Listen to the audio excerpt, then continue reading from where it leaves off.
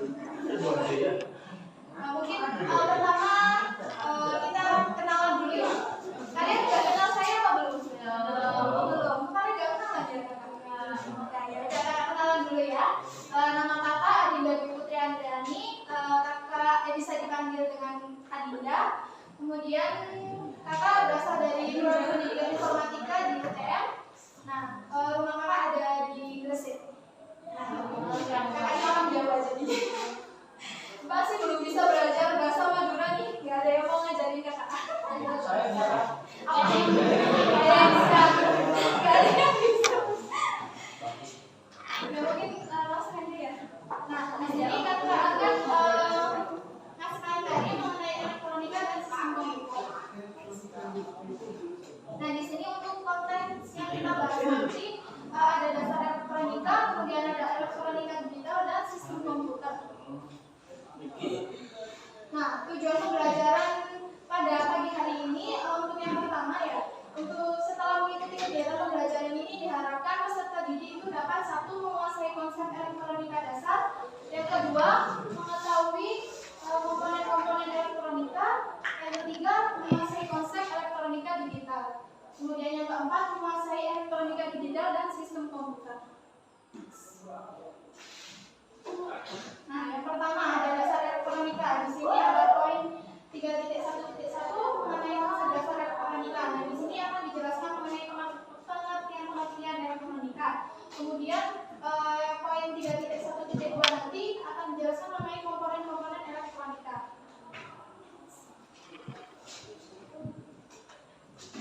Nah, di sini ada peralatan elektronik, termokopter, semikonduktor dan lain sebagainya. Nah, jadi elektronika ini berkaitan dengan kelistrikan, di mana elemen partikel dari listrik itu ada seperti tegangan, kemudian hambatan, arus listrik, seperti itu.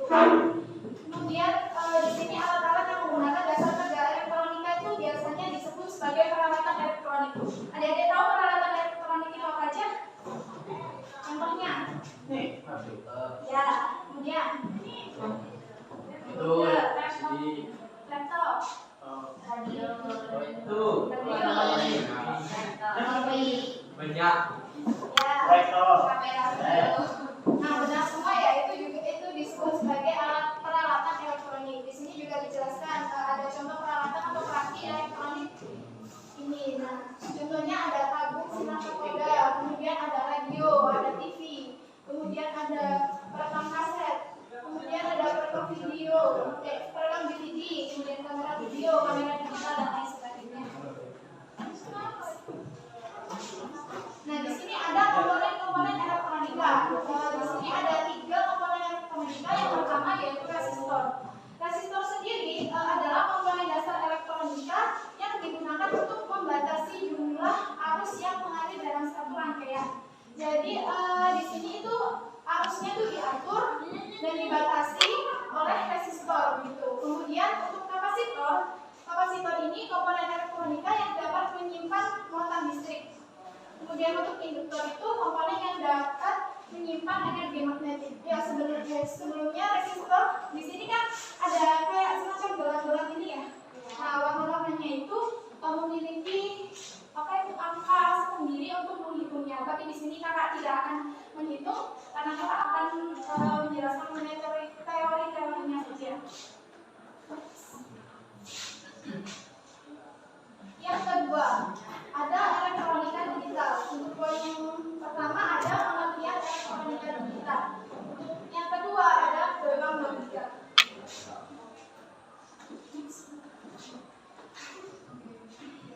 Nah, di sini ada pengertian elektronika digital. Di sini saya ambil dari sebuah buku. Nah, elektronika digital ini adalah sistem elektronik yang menggunakan sinyal digital. Nah, sinyal digital ini didasarkan pada sinyal yang bersifat putus-putus. Nah, biasanya itu dilambangkan dengan notasi aljabar 1 dan 30. Nah, di mana 1 itu dilambangkan bahwa terjadi hubungan arus listrik. Nah, kemudian kalau melambangkan 0 berarti tidak terjadi hubungan arus listrik. Seperti itu. Nah, di sini ada contoh. Di sini ada contoh yang paling sederhana itu ya, pada start lampu. Nah, jika kita menekan tombol on berarti itu kan lampunya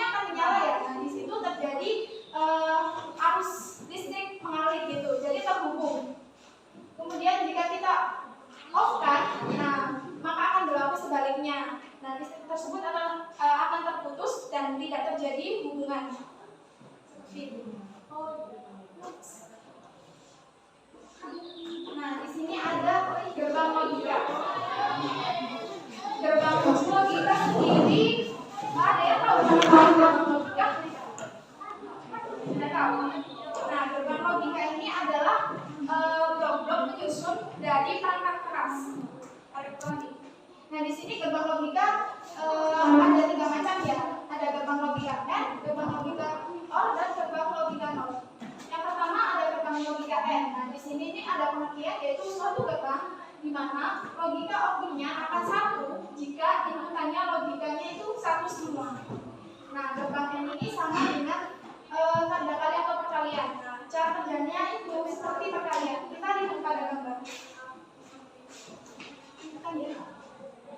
Nah, di sini kan ada 2 input masukan ya, ada A dan B. Kita ibaratkan dengan huruf A dan B. Nah, di sini ada tabel kebenaran. Nah, jika kita menginputkan 0, maka hasil keluarannya ini hasil keluaran 0.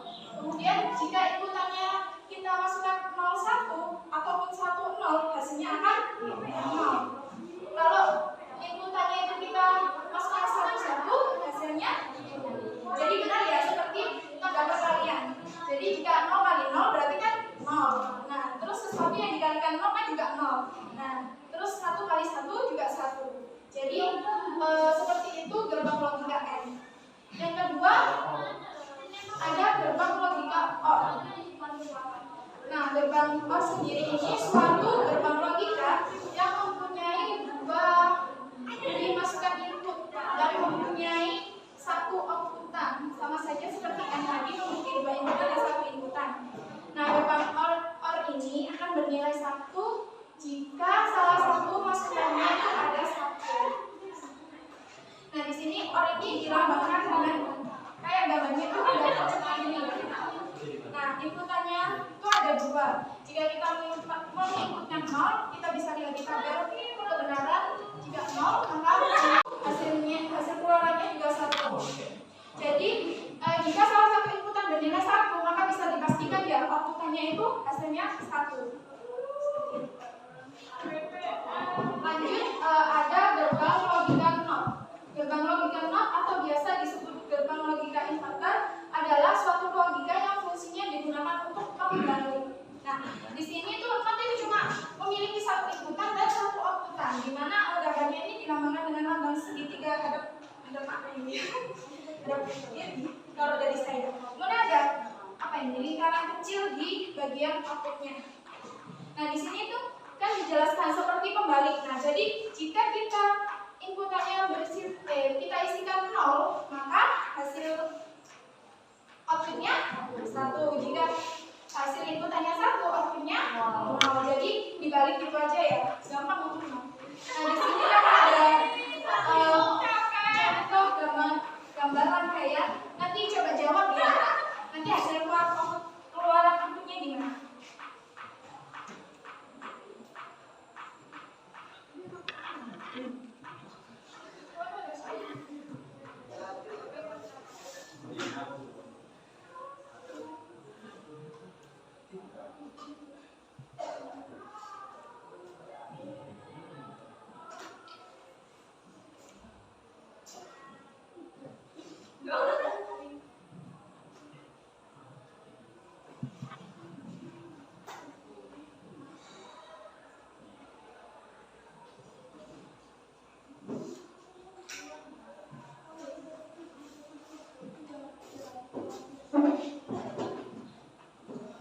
Maaf ya kalau tulisannya jadi jelek.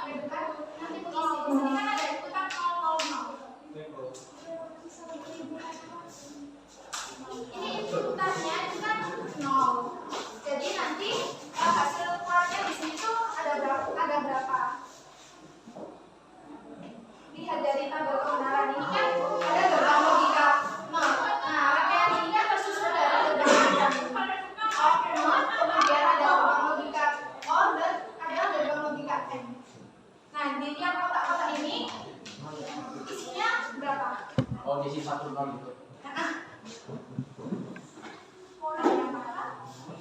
Yang 6 ya.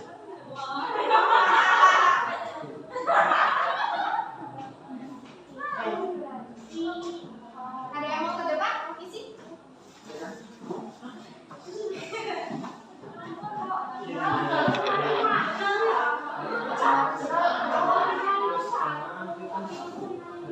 Yang mana hasilnya kan cuma 1. Ya, maju aja. Siapa yang mau maju? Isi setiap kotak-kotak ini nanti. Yang kotak-kotak ini hasilnya. Jadi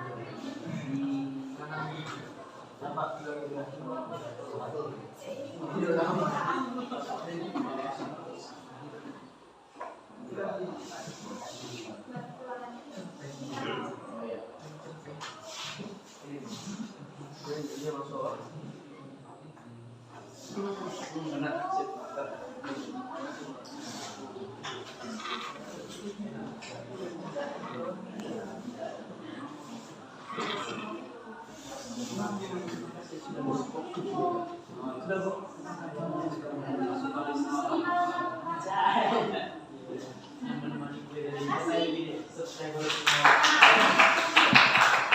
Dari pengerjaan temannya ini benar atau salah? Benar. Mari kita koreksi ya. Di sini kan ada inputan 000. Nah, yang kita eksekusi dulu yaitu pada gerbang 0. Nah, di sini pada tabel kebenaran jika inputannya 0 maka hasil keluarannya 1. Nah, betul. Kemudian kita masuk ke gerbang OR. Nah, di sini berarti otomatis 1 kan yang diperoleh dari gerbang logika 0 tadi. Masuk kemudian yang di sini masuk ke dalam gerbang OR.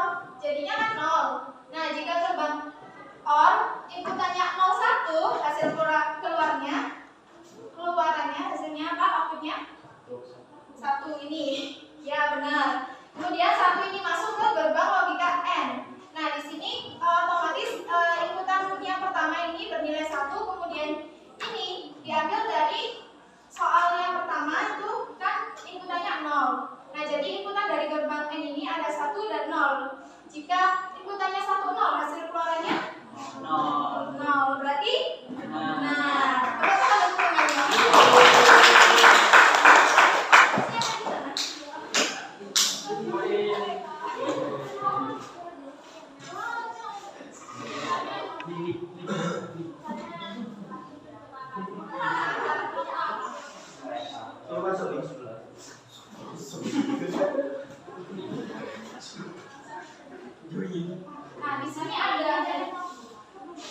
Nah, di sini ada gerbang logika turunan. Nah, di mana ada 3 macam, ada gerbang logika NAND. Di mana gerbang logika NAND ini adalah kombinasional dari gerbang logika yang dasar tadi N dan juga 0. Nah, gambarnya itu seperti gambar apa ini? Disebut apa ini? Tabung. Gambar apa ini? Tabung. Terus di situ ada lingkaran kecil di bagian outputnya. Kemudian ada untuk apa ini? Tanda kebenarannya inputannya itu jika 00 hasil keluarannya itu 1. Kemudian jika 01 dia hasil keluarannya 1. Berbeda ya dari yang tadi. Oh, kembali.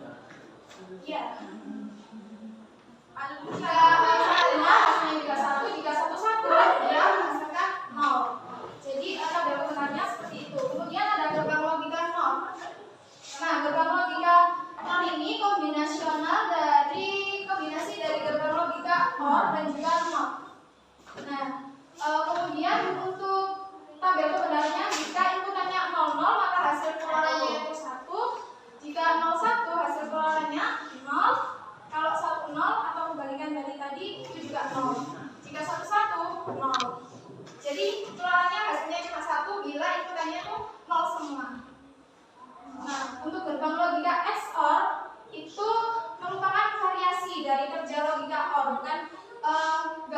dari beberapa gerbang logikanya tadi ya, bukan? Nah, di sini XOR namanya, di mana untuk tabel kebenarannya jika inputannya 00 maka hasil keluarannya 0. Jika 01 hasilnya 1, kemudian kalau 10 1, kemudian jika 11 hasilnya 0. Nah, ada juga nanti coba kerjain.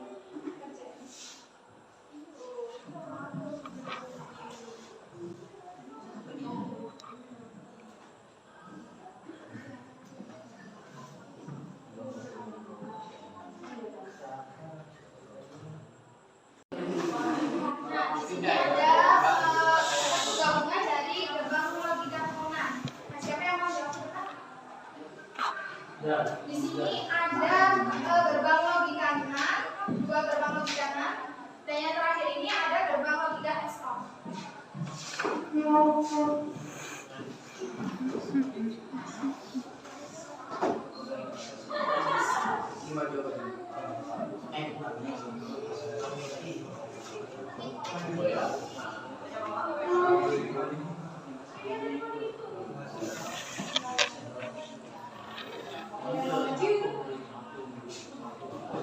Kok bisa pilih kata dari kebenaran ini? Adik mau pergi yang laki-laki aja deh. Perhatikan laki-laki. Oh, masih berpikir ya?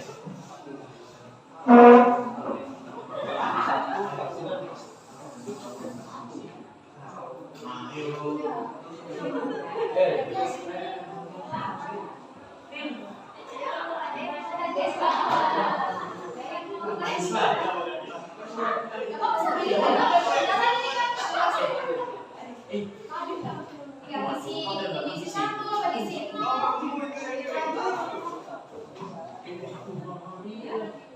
Yang belakang. Coba aja.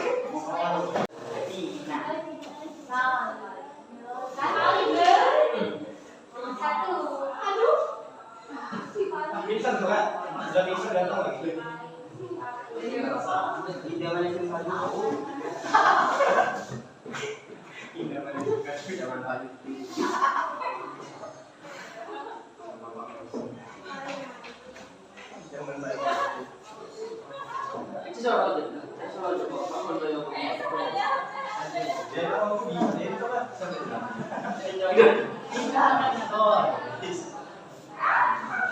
Di depannya ada Wih. Mau cek lagi? Sugoi. Kan di sini. Beda. Hasil outputnya benar. Nah, benar nih. Oh, betul nih? Mau ada jawaban yang lain? Gak apa-apa, nanti kita kasih kotak lagi di sini.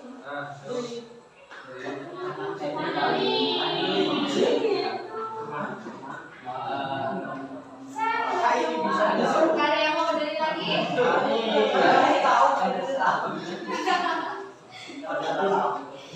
Ya udah, kita berdiri sama-sama aja ya. Gimana? Mau diubah jawabannya? Gantian yang lain. Kamu mau coba lagi? Gantian aja. Baik. Ketua kelas. Ini Ini sama teman sebutnya dijadikan bangsa kamu. Udah, nggak apa-apa deh kalau gitu. Ini mana? Salah dari apanya sih? Nah. Udah, kalau begitu enggak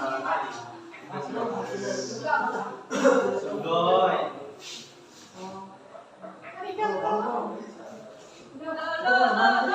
Iya, ini kurang.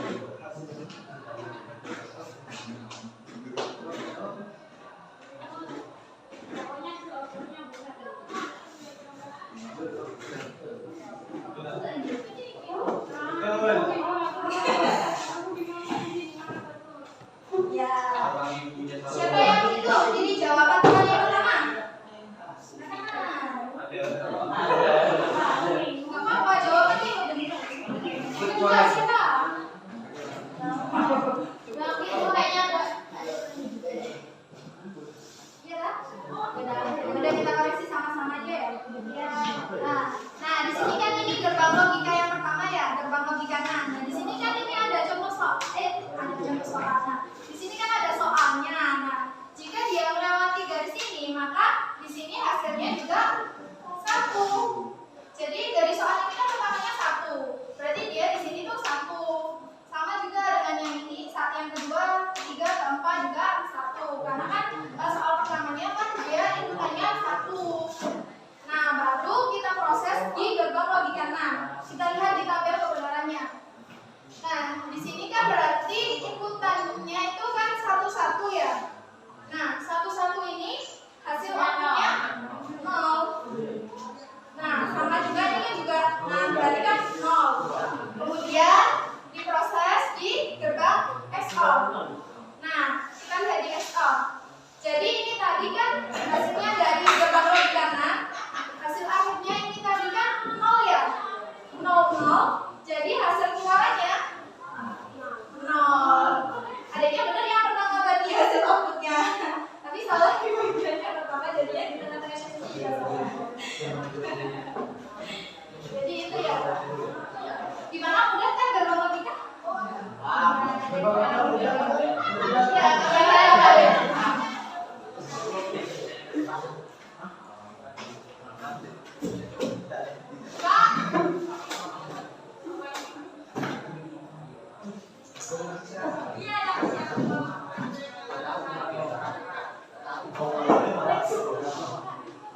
Nah, di sini ada sistem komputer. Nah, ini akan dibahas pertama itu ada perangkat keras dan perangkat lunak.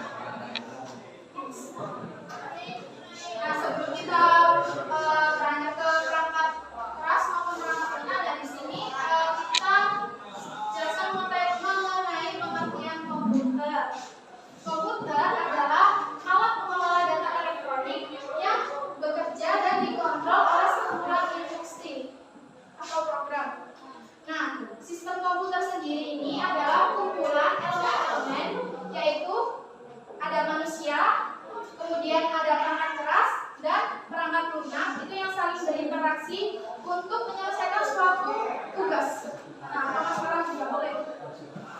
Nah, di sini ada 3 komponen utama dalam sistem komputer, yaitu ada manusia, di mana manusia ini sebagai pengguna.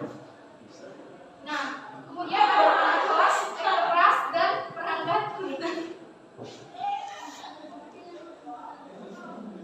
Nah, di sini ada beberapa unit dari perangkat keras, di mana ini ada unit masukan atau inputan. Perangkat keras sebagai unit masukan atau inputan, yaitu perangkat yang memungkinkan pengguna memasukkan data atau perintah ke dalam komputer. Nah, kalian tahu contohnya dari perangkat keras yang fungsinya itu untuk inputan, sebagai inputan atau masukan. Terus ada lagi? Mouse juga. Kemudian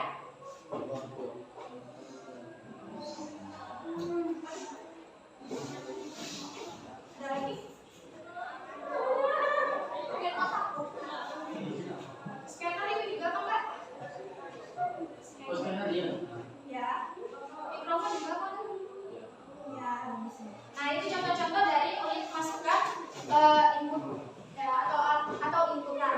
Kemudian di sini ada perangkat keras sebagai unit keluaran, yaitu perangkat yang memungkinkan pengguna menerima informasi hasil pemrosesan oleh komputer.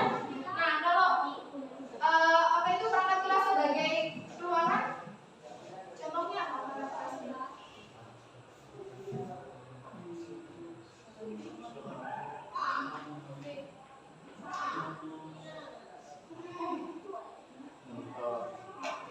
Apa? Monitor. Oh, monitor.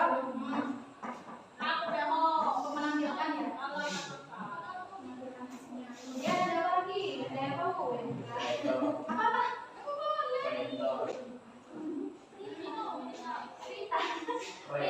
Perintah gimana? Proyektor juga sama seperti monitor tadi.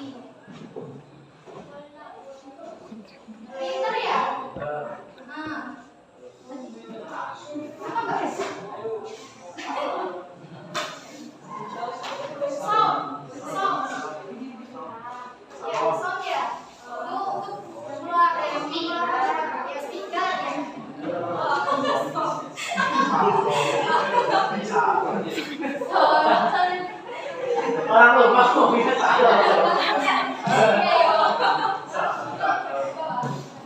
Kemudian ada unit memori utama ya, perangkat yang digunakan untuk menyimpan data program dan informasi pemrosesan komputer pada saat pemrosesan. Kemudian ada unit pemrosesan bisa, yaitu bagian yang digunakan untuk memproses data, program dan informasi pada komputer.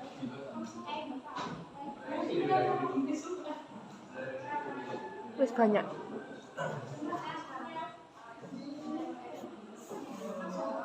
Nah, kemudian kita langsung ke perangkat lunak. Nah, perangkat lunak atau piranti. Perangkat lunak adalah program komputer yang berfungsi sebagai sarana interaksi antara pengguna dan juga perangkat keras.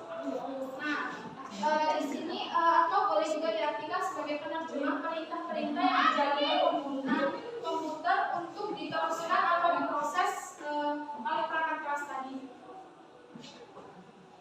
Nah, di sini ada digolongkan ya, perangkat lunak ada sistem software. Sistem software sendiri adalah perangkat lunak yang digunakan untuk membantu menjalankan perangkat keras dan sistem komputer. Contohnya itu seperti Windows.